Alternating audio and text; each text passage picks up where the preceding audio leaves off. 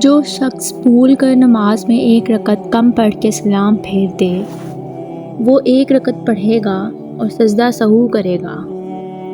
سیدنا عمران بن حسین بیان کرتے ہیں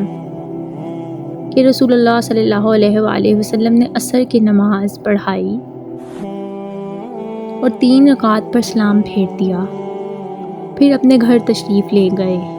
تو ایک آدمی جسے خرباق کہا جاتا تھا اور اس کے ہاتھ لمبے تھے، وہ آپ صلی اللہ علیہ وآلہ وسلم کی خدمت میں حاضر ہوا اور آپ صلی اللہ علیہ وآلہ وسلم سے عرض کیا، اے اللہ کے رسول، پھر آپ صلی اللہ علیہ وسلم سے جو سہو ہوا تھا اس کا آپ صلی اللہ علیہ وسلم کے سامنے تذکرہ کیا۔ آپ صلی اللہ علیہ وآلہ وسلم غصے کی حالت میں چادر گھسیٹتے ہوئے نکلے حتیٰ کہ لوگوں کے پاس آ پہنچے اور پوچھا، اصدق ھذا، کیا یہ سچ کہہ رہا ہے؟ لوگوں نے کہا جی ہاں۔ فصلی رکعتین ثم سلم ثم سجد سجدتین ثم سلم، تو آپ صلی اللہ علیہ وآلہ وسلم نے 1 رکعت پڑھائی، پھر سلام پھیرا، پھر سہو کے 2 سجدے کیے، پھر سلام پھیرا۔